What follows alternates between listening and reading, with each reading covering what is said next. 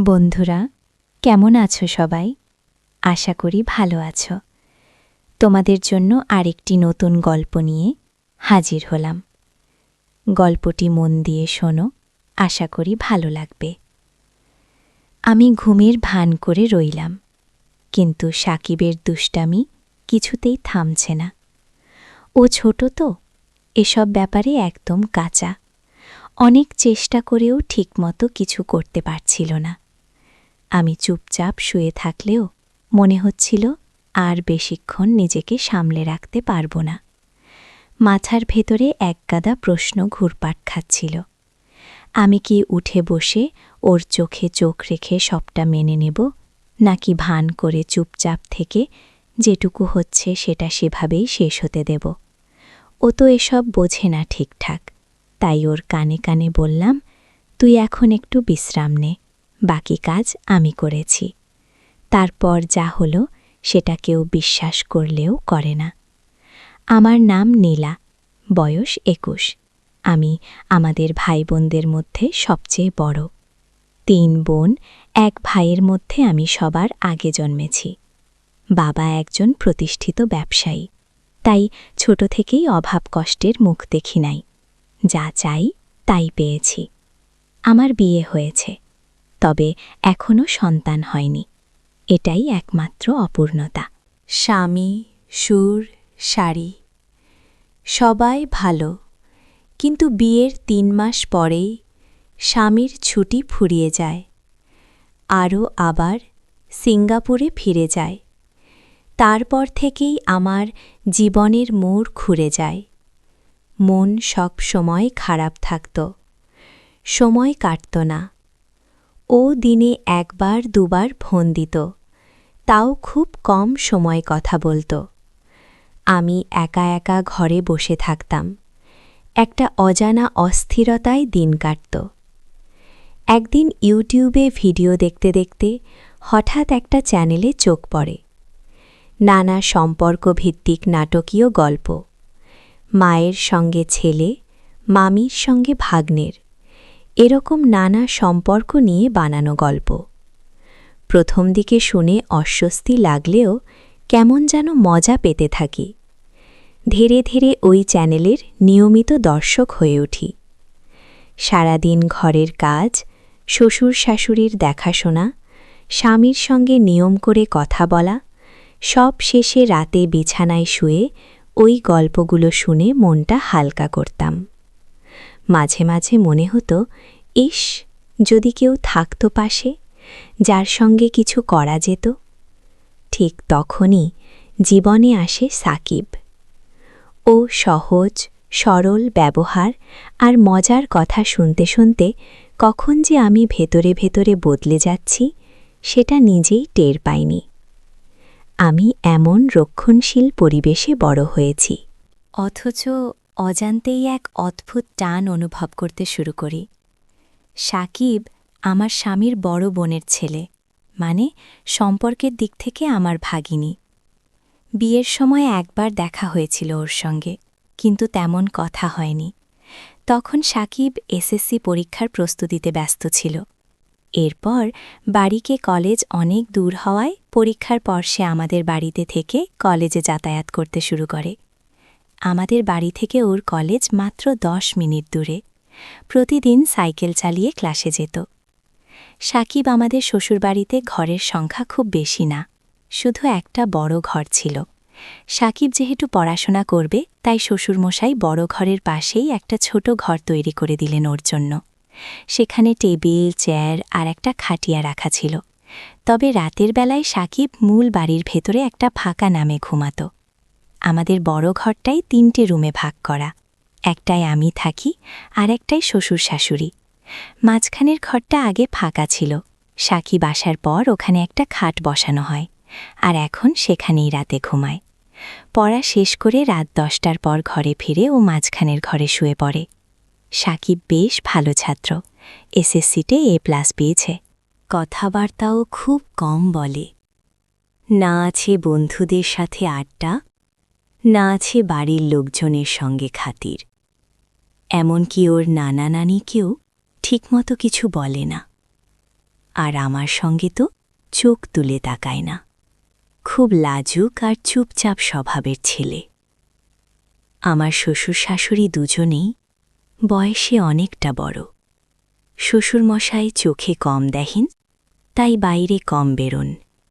শাশুড়ি আবার এমন মোটা যে হাঁটা চলার উপায় নেই। সারাক্ষণ বিছানায় শুয়ে থাকেন আর পান খান। শ্বশুর মাঝে মাঝে উঠোনে বা উঠোন পেরিয়ে বারান্দায় যান, কিন্তু শাশুড়িকে আজ পর্যন্ত বাইরে পা রাখতে দেখি নাই। যাই হোক, সাকিব আমাদের বাড়িতে এসেছে প্রায় 1 মাস হল। এই কদিনে ও আমার সঙ্গে ঠিকমতো কথাও বলেনি। বুঝতে পারি আমার সামনে একটু লজ্জা পায়। আমরা একসাথে খাই, কারণ শ্বশুর শাশুড়িকে তো বিছানায় বসেই খাওয়াতে হয়। আমি ওদের খাবার দিয়ে আসি, তারপর সাকিব আর আমি একসাথে খেয়ে নিই। সাকিব আসার পর আমার একটা সমস্যা হয়েছে। রাতের বেলার গল্প শোনা হয় না আগের মতো। ইউটিউবে গল্প চালু করলে মনে হয় কখন না সাকিব দরজায় এসে ডাকে, মা দরজা খোলো। তাই গল্প ছেড়ে বসে থাকে কখন ফিরে আসবে। অনেক রাত পর্যন্ত পড়ে, 10টা, এমন কি কখনো কখনো 12টা বাজে। আমার প্রায় ঘুম চলে আসে। সাকিব যদি সামনের দরজায় ডেকে না পায়, তখন ঘরের পাশে রান্নাঘরের দরজার দিকে গিয়ে ডাকে, কারণ আমার রুমটা ওই পাশেই। আমি তখন চট করে উঠে গিয়ে দরজা খুলে দিই। একদিন এমনই ঘটল। সেদিন রাত প্রায় 9:30 বাজে। আমি ঘুমে টুলে পড়েছি। সাকিব দরজায় 10 মিনিট ডেকে কোনো সাড়া না পেয়ে রান্নাঘর থেকে একটা মাছ ধরার ছিপ টেনে জানালার ভাঙ দিয়ে হালকা গুঁতো মারল। ঘুম ভেঙে লাফ দিয়ে উঠলাম, গিয়ে দরজা খুললাম। আমি বললাম, তুই খা, আমি বাসন ধুয়ে নিই।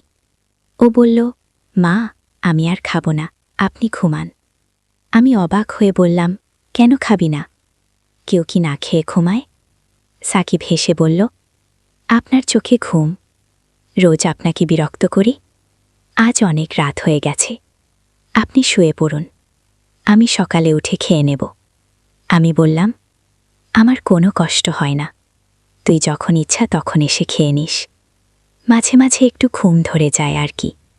তখন সাকিব একটু থেমে বলল, আপনার জন্য আমি থাকি, আর আপনি রোজ রাত জেগে থাকেন, এটা ঠিক না।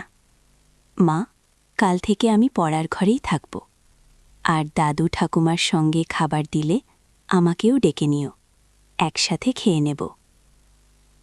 আমি বললাম, সন্ধ্যায় খেলে তো রাত জেগে পড়তে গিয়ে আবার ক্ষুধা পাবে, তখন কি খাবি? আর এত বড় ঘর থাকতে কেন ছোট ঘরে শুতে যাবে? আমি তো কখনো বলিনি তোর জন্য আমার সমস্যা হয়। তুই কি বাইরের কেউ?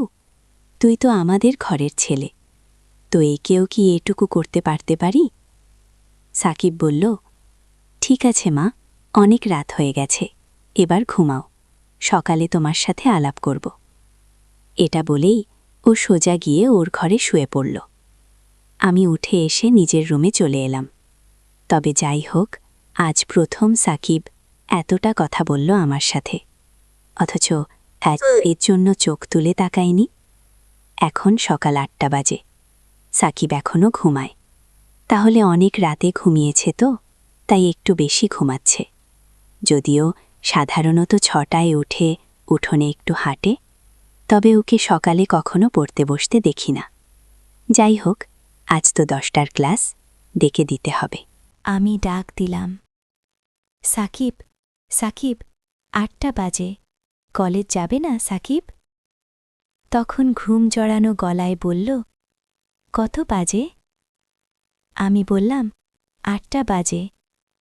এই কথা শুনে ও এক লাফে উঠে বসে পড়ল। তাড়াতাড়ি গোসল সেরে নাস্তা খেয়ে কলেজের দিকে রওনা দিল। একটু তাড়াহুড়ো হলেও 10টার আগে পৌঁছে যাবে হয়তো। দুপুর থেকে 2টায় বাসায় ফিরে এলো। তবে কখনো কখনো বোটার দিকে আসে। বিশেষ ক্লাস ফর্ম থাকলে পড়ার ঘরে বই খাতা রেখে মুখ ধুতে গেল। আমি ইতিমধ্যে দুপুরের খাবার সাজিয়ে রেখেছি। ওই ঘরে ফিরে এলো। তারপর আমরা একসাথে খেলাম। খাবার সময় খুব একটা কথা হয়নি। আমি শুধু জিজ্ঞেস করলাম, কলেজে ঠিকমতো ক্লাস হয়? সে বাচ্চাদের মতো মাথা নেড়ে শুধু হ্যাঁ বলল, আর কিছু না। খাবার পরও নিজের ঘরে চলে গেল। সাধারণত দিনে ওই মাঝখানের ঘরেই ঘুমায়। সন্ধে হয়ে এলো, কিন্তু সাকিব উঠছে না। আমি পরের ঘরে গিয়ে ডাক দিলাম। ডাক শুনে সাকিব ঘুম থেকে উঠে বসল। চোখ কচলাতে কচলাতে বলল, কি হয়েছে? ডাকছ কেন মাম? আমি বললাম, না কিছু না। সন্ধে হয়ে গেছে, তুমি এখনো ঘুমাচ্ছ? পড়তে বসবে না? সাকিব বলল, সন্ধে নাকি? দেখি কত বাজে।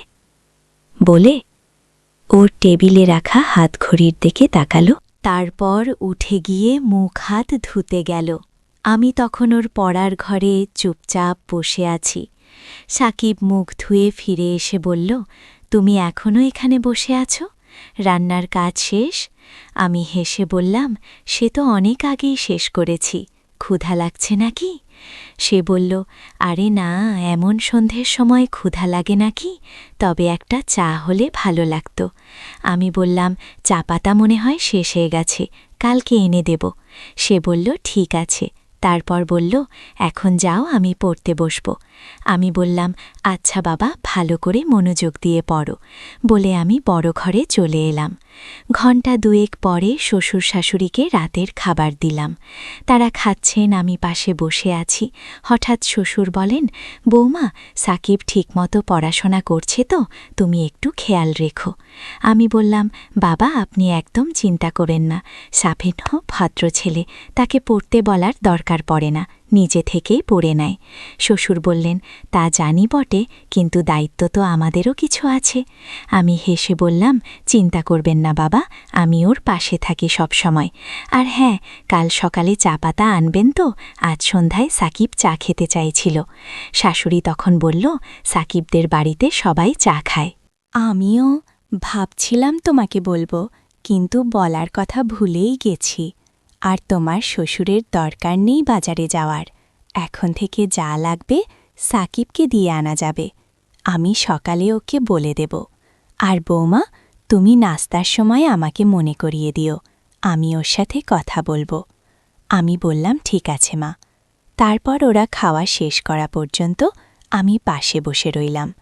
খাওয়া শেষে বাসনপত্র গুছিয়ে নিজের রুমে এলাম। একটু পর মায়ের সাথে ফোনে কথা বলছিলাম। কথায় কথায় রাত 10টা বেজে গেল।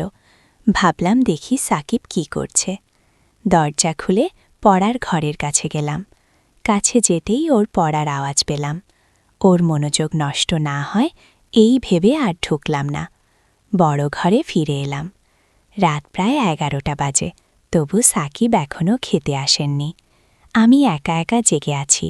পড়ার ঘরে যাব, কিন্তু সাহস পাচ্ছি না। অন্ধকারে ভীষণ ভয় পায়, তাই বাইরে না গিয়ে জানালা খুলে চুপচাপ বসে থাকলাম। অপেক্ষা করতে করতে কখন যে রাতটা বেজে গেল টেরই পেলাম না। তারপর কখন যে ঘুমিয়ে পড়েছি নিজেও জানি না। সকালে উঠে শাশুড়িকে জিজ্ঞেস করলাম, মা, সাকিব রাতে ঘরে আসেনি? শাশুড়ি বলল, রে বৌমা, কেন, কি হয়েছে?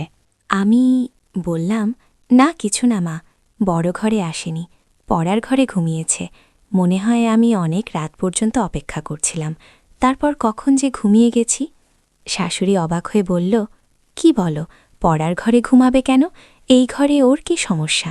আমি বললাম, জানি না মা, সারাক্ষণই তো ওর খেয়াল রাখি, আমার মনে হয় ও আমাকে লজ্জা পায়। শাশুড়ি বলল, লজ্জা পাবে কেন? তুমি তো ওকে কত যত্ন করো, আমি নিজেই দেখি। তুমি কেমন খাচ্ছ, কেমন মায়া করো। সাকিব তো আমাদেরই ছেলে, লেখাপড়া করবে, কিছু লাগলে তোমাকে বলবে, না হলে আমাদের বলবে। তুমি তো আমার লক্ষ্মী বৌমা, সব দায়িত্ব নিজের কাঁধে নিয়েছ। তারপর বলল, চলো ডাকোকে, কলেজে যাওয়ার সময় হয়ে যাচ্ছে। আমি বললাম, ঠিক আছে মা, কদিন যাক, লজ্জা এমনিই চলে যাবে। ঘড়ি দেখে দেখি ৮টার বেশি বাজে। আমি সরাসরি সাকিবের পড়ার ঘরে গেলাম। দরজা এখনও বন্ধ, তার মানে এখনও ঘুমাচ্ছে। আমি দরজায় টোকা দিলাম, সাকিব, সাকিব। বারবার ডেকেও কোনো সাড়া নেই। অনেকক্ষণ ধরে ডাকছি, তাও কোনো শব্দ নেই। ঘরটা আমার জানা নেই যে পাশ দিয়ে কিছু বলা যাবে। পড়ার ঘরটা একটাই দরজা, জানালা নেই। জোরে জোরে দরজায় থাপ্পড় মারতে লাগলাম। প্রায় 10 মিনিট ডাকাডাকির পর সাকিব দরজা খুলল, কিন্তু কিছু না বলেই আবার বিছানায় শুয়ে পড়ল। আমি ঘরে ঢুকে ওর মাথায় হাত রাখতেই বুঝলাম ওর শরীরে জ্বর। শরীরটা যেন পুড়ে যাচ্ছে। তড়িঘড়ি করে বড় ঘরে গিয়ে শাশুড়িকে বললাম। শাশুড়ি চলতে পারেন না। বললেন, বৌমা, ভেজা কাপড়ে শরীরটা মুছে দাও, কপালে জলপট্টি দাও। আমি তৎক্ষণাৎ পানি এনে ওর শরীর মুছে দিলাম, কপালে জলপট্টি দিলাম। প্রায় 1 ঘণ্টা পাশে বসে থাকলাম। ধীরে ধীরে সাকিব চোখ খুলল। ওকে ধরে বসালাম। সাকিব বলল, রাতে জ্বরের সময় তোমাকে ডাকতে গিয়েছিলাম, কিন্তু তুমি ঘুমিয়ে গেছো দেখে আর ডাকিনি। আমি বললাম, এটা কোনো কথা হলো? তুমি অসুস্থ, আমাকে জোরে ডাকতে, জানালায় ধক্কা দিতে পারতে, দরজায় লাথি মারতে। একা একা কষ্ট পেয়ে থেকেছ। গেল। ও কিছুক্ষণ চুপ করে রইল। তারপর উঠে হাত মুখ ধুয়ে বড় ঘরে গেল। আমি ওর জন্য নাস্তা নিয়ে গেলাম। নাস্তা করতে করতে জোর কিছুটা কমল। শরীর ঠিক ছিল না, তাই ও আজ কলেজে গেল না, বাড়িতেই হাঁটাহাঁটি করছিল। আমি রান্না করছিলাম, হঠাৎ দেখি সাকিব পেছনে দাঁড়িয়ে। আমি বললাম, কি ব্যাপার, রান্না শিখবে নাকি? সাকিব হেসে বলল, না, ভাবছিলাম তুমি একা একা কত কাজ করো, সবাইকে কত খেয়াল রাখো। সত্যিই তুমি খুব ভালো। জানো কেন যে তোমার সাথে এতদিন কথা বলিনি? আসলে তোমাকে লজ্জা পেতাম, মেয়েদের সামনে সহজ হতে পারি না। আমি বললাম, মেয়েরা কি বাঘ ভাল্লুক যে দূরে থাকবে? সাকিব হেসে বলল, তুমিও দেখি কলেজের মেয়েদের মতো কথা বলো। আমি বললাম, তোমার কলেজে কি কোনো মেয়ে বন্ধু আছে? সে বলল, একটা মেয়ে গায়ে পড়ে কথা বলে, খুব বিরক্তিকর, নামও জানি না, আর জানতেও চাই না। গায়ে পড়ে কথা বললে আমার রাগ হয়। আমি হেসে বললাম, তাহলে তো আমাকে পছন্দ করে না। আমিও তোমার সাথে গায়ে পড়ে কথা বলি? সাকিব একদমই বলল, তুমি আমার আপন মানুষ, তুমি চাইলে যত খুশি কথা বলতে পারো। বরং তোমার সঙ্গে কথা না বলে আমি ভুল করেছি। সাকিব বলল, তোমার জায়গায় অন্য কেউ হলে এতটা খেয়াল রাখত না। তুমি সত্যিই খুব ভালো। আমি হেসে বললাম, হয়েছে, আর হাওয়া দিতে হবে না, এবার যাও, মাকে ফোন দাও। ও বলল, আমি বলিনি, কিন্তু নানি জানে। আমি বললাম, এই নানিকে নিয়ে আর পারি না, সব কিছুতেই বাড়াবাড়ি করে। সাকিব রুমে চলে গেল। আমি রান্না শেষে গোসল সেরে শ্বশুর শাশুড়িকে খাওয়ালাম। তারপর সাকিবের সাথে খেলে দেখি সে আবার পড়ার ঘরে গেছে। আমি গিয়ে বললাম, এই ঘরে ঘুমায় না, বড় ঘরে এসো, আদায় অসুস্থ হলে কি হবে? সাকিব আমার কথা শুনে বড় ঘরে এলো। আমি বললাম, তুমি চাইলে আমার রুমে ঘুমাও, আমি ঘুমাই না। দুপুরে সে আমার রুমে গিয়ে শুয়ে পড়ল। এদিকে শাশুড়ি পান খেতে গিয়ে চুনের কৌটোটা খুঁজে পাচ্ছিলেন না। কৌটো দিতে গিয়ে বললেন, সাকিব কোথায়? আমি বললাম, আমার রুমে ঘুমাচ্ছে। ও পড়ার ঘরে শুয়েছিল, কিন্তু শরীর খারাপ হতে পারে ভেবে আমি নিয়ে এসেছি। শাশুড়ি বললেন, ভালো করেছ মা, মাঝের ঘরটা ভালো না। সাকিবকে বল পড়া শেষ করে এখন থেকে তোমার সাথে ঘুমাক, তুমি তো তার যত্ন করছ, সে শুনবে। আমি বললাম, আজ অনেক কথা বলেছে, এতদিন তো লজ্জায় কিছু বলতো না। শাশুড়ি হেসে বললেন, আমি বলেছিলাম কিছুদিন গেলে ঠিক হয়ে যাবে, তুমি যে খেয়াল রাখো, ওর মা হলেও এতটা করত না। আমি বললাম, কি যে বলেন মা, সাকিব তো আমাদের ছেলের মতো, তার মামা ওকে খুব ভালোবাসে, প্রতিদিন ফোনে খোঁজ নেয়। শাশুড়ি চোখে জল এনে বললেন, তোর মতো বড় পাওয়া ভাগ্যের ব্যাপার। আমি হেসে চলে এলাম। রুমে দেখি সাকিব ঘুমায়নি, মোবাইলে গেম খেলছে। আমি বললাম, গেমস বন্ধ করো, রাতে ঘুম করনি, এখন ঘুমাও। সাকিব বলল, তুমি ঘুমাবে না? আমি বললাম, না ঘুমালেও তোমার পেছনে শুয়ে পড়ব। সাকিব বলল, আমি তো কারোর সাথে ঘুমাই না। ঘুমের মধ্যে হাত পা নড়ে। আমি হেসে বললাম, হাত পা গেলেও তো এই ঘরের বাইরে যাবে না। সাকিব হেসে বলল, তুমি খুব মজার মানুষ, মনটাও অনেক ভালো।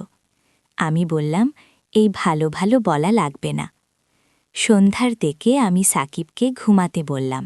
সে বলল, তুমি অনেক কাজ করো, একটু বিশ্রাম নাও, আমি তোমার মোবাইলে গেম খেলি।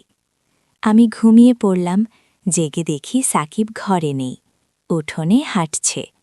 আমি রান্নাঘরে গিয়ে ওর জন্য নুডলস বানালাম। খেয়ে খুব খুশি হল। তারপর পড়তে বসল। কিছুক্ষণ পর আমি গিয়ে বললাম, আজ আর পড়তে হবে না, শরীর ঠিক হলে কাল থেকে পড়া শুরু করো। ও আমার সঙ্গে ঘরে এলো।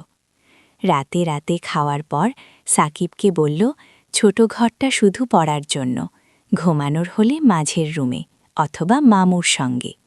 সাকিব বলল, আচ্ছা নানি। রাতে হঠাৎ করে সাকিবের জ্বর বেড়ে গেল। আমাকে ডেকে বলল, মাম, শরীর কাঁপছে। আমি ভেজা কাপড়ে ওর শরীর মুছে দিলাম, ওষুধ খাইয়ে কম্বলে ওড়িয়ে দিলাম, পাশে শুয়ে মাথায় হাত বুলিয়ে দিলাম। ধীরে ধীরে ও শান্ত হল, একটু ঘুমিয়ে পড়ল। আমি ঘুমের ভান করে রইলাম, কিন্তু সাকিবের দুষ্টামি শুরু করল। ও তো ছোট, এসব ব্যাপারে একদম কাঁচা। অনেক চেষ্টা করেও ঠিকমতো কিছু করতে পারছিল না। আমি চুপচাপ শুয়ে থাকলেও মনে হচ্ছিল আর বেশিক্ষণ নিজেকে সামলে রাখতে পারব না। মাথার ভেতরে একগাদা প্রশ্ন ঘুরপাক খাচ্ছিল। আমি কি উঠে বসে ওর চোখে চোখ রেখে সবটা মেনে নেব, নাকি ভান করে চুপচাপ থেকে যেটুকু হচ্ছে সেটাও সেভাবেই শেষ হতে দেব?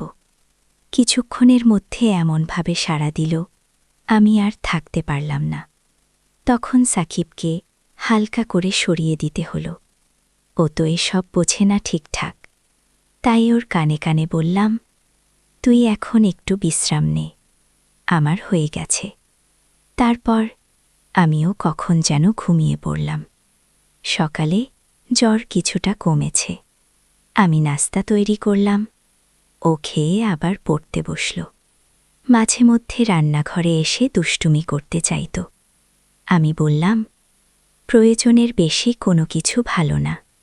দিনের বেলায় কখনো কল্পনাও করো না।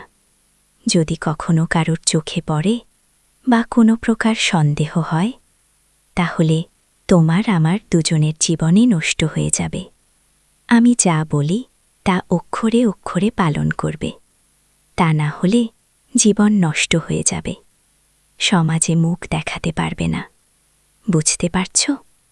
তারপর সে মাথা নাড়িয়ে হ্যাঁ বলল। তারপর থেকে সাকিব আর কোনোদিন দিনের বেলা করার জন্য বায়না ধরেনি, আর আমার কথার বাইরেও যায়নি। আর আমি তখন থেকে নিয়মিত ওষুধ খেতে থাকলাম।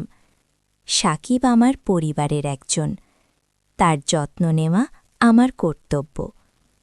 আমাদের সম্পর্ক সম্মান ও ভালোবাসা ভিত্তিক, যার মধ্যে কোনো অসঙ্গতি নেই।